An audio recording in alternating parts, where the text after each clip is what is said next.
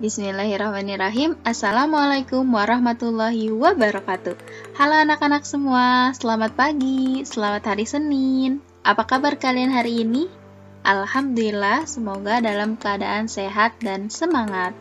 Hari ini kita akan kembali belajar dengan pembelajaran jarak jauh. Sebelum pembelajaran dimulai, alangkah baiknya kita berdoa terlebih dahulu agar pembelajaran kita hari ini diberi kemudahan. Amin. Berdoa mulai. Berdoa selesai. Hari ini kita akan belajar subtema 1, pembelajaran 3 dan pembelajaran 4. Silahkan dibuka buku tema 6-nya ya. Dan disimak video pembelajarannya. Baik, perhatikan gambar di layar. Ya, betul. Ini adalah pembelajaran sebelumnya tentang interaksi manusia dengan lingkungan alam. Jadi, ada pertanian, perkebunan, perikanan, dan peternakan. Ini semua adalah bentuk interaksi manusia dengan lingkungan alamnya untuk memenuhi kebutuhan hidupnya. Kamu bahwa setiap manusia yang hidup di dalam masyarakat mempunyai hak yang dilindungi oleh undang-undang. Nah, sekarang ada yang masih ingat apa yang dimaksud dengan hak? Betul, hak adalah sesuatu yang mutlak yang kita dapatkan. Salah satu hak warga negara Indonesia adalah mendapatkan pendidikan yang layak. Sayangnya, tidak semua anak mempunyai kesempatan yang sama dalam mewujudkan harapannya. Kira-kira, apa saja ya hak-hak kita sebagai anak? Nah, yang pertama, hak kelangsungan hidup. Ini adalah berkaitannya dengan siapa orang tua kita, kemudian asal-usul keluarga kamu, ini untuk kelangsungan hidup yang akan datang. Kemudian ada hak perlindungan. Nah, ini adalah perlindungan dari diskriminasi, perbedaan atau eksploitasi, kekerasan, dan keterlantaran. Nah, jadi sebagai seorang anak, kamu belum boleh bekerja dan kamu berhak diperlakukan secara baik tanpa kekerasan.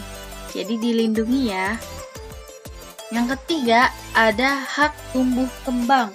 Nah, ini kamu memiliki hak untuk sekolah, mendapatkan tempat tinggal, mendapatkan makanan, minuman yang layak, dan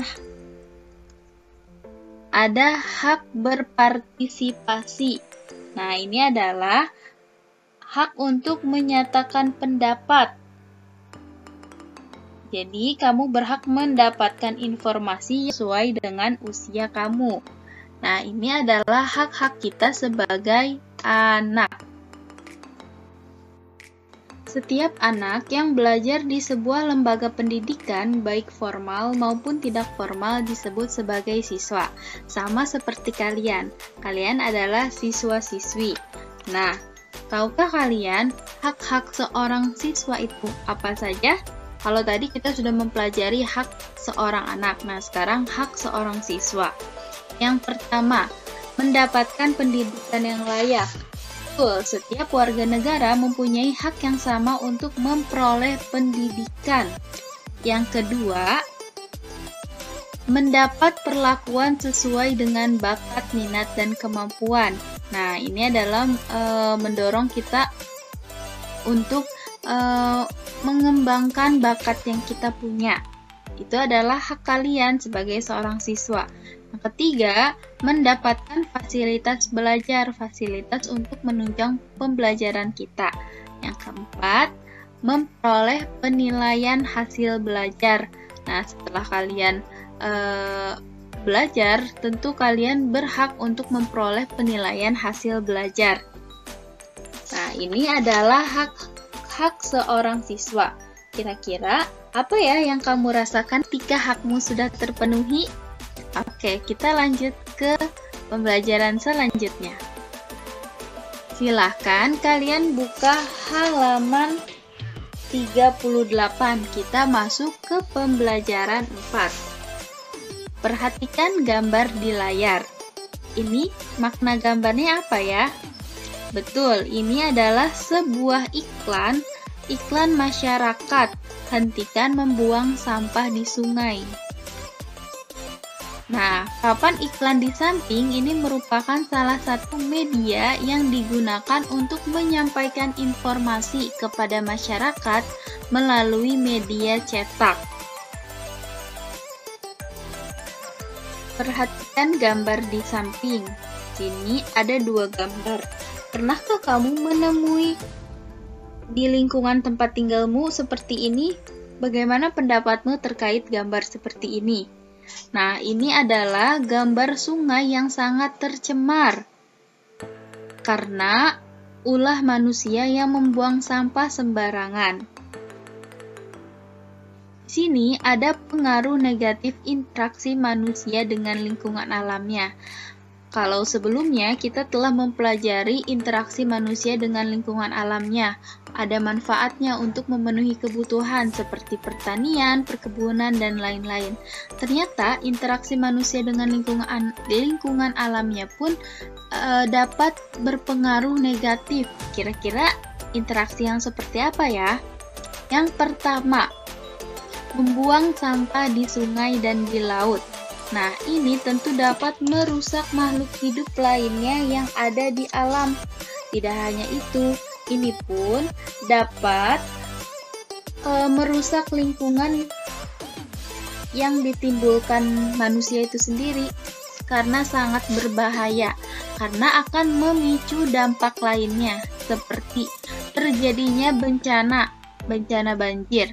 Karena saluran air ini yang terganggu oleh sampah dari kegiatan manusia, mereka yang membuang sampah di sungai. Kemudian, akan muncul bencana tanah longsor, karena manusia sering nebang pohon di tanah yang landai. Yang selanjutnya, akan muncul kebakaran hutan, karena kecerobohan manusia itu sendiri. Nah, tentu kita sebagai manusia harus menjaga lingkungan alam kita, harus melestarikannya agar tidak terjadi kerusakan-kerusakan yang ada di lingkungan kita.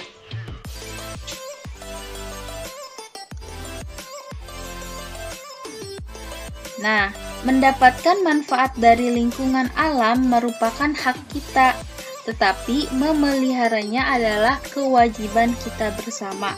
Kira-kira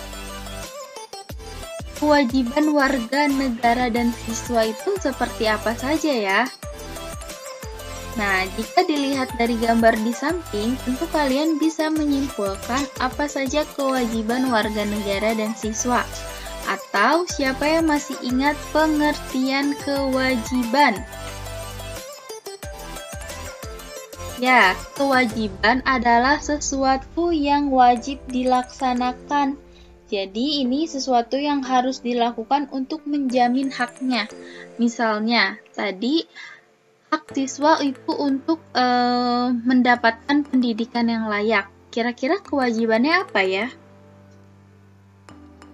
Nah, kewajibannya menjaga sarana pendidikan agar haknya terpenuhi. Nah, karena kalau misalnya kita tidak menjaga sarana pendidikan, otomatis kelas itu akan kotor, tulisan coret-coretan di mana-mana. Ini akan membuat ketidaknyamanan dalam belajar. Jadi, kalau kita mau mendapatkan pendidikan yang layak, tentu juga kita harus menjaga sarana pendidikan itu sendiri. Selanjutnya, kewajiban kita adalah menaati peraturan sekolah. Nah, kira-kira apalagi ya kewajiban kita sebagai warga negara dan siswa?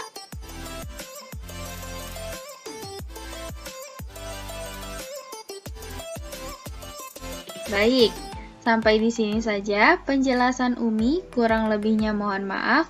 Terima kasih. Wassalamualaikum warahmatullahi wabarakatuh. Kita lanjutkan pembelajaran di grup WhatsApp ya. Assalamualaikum.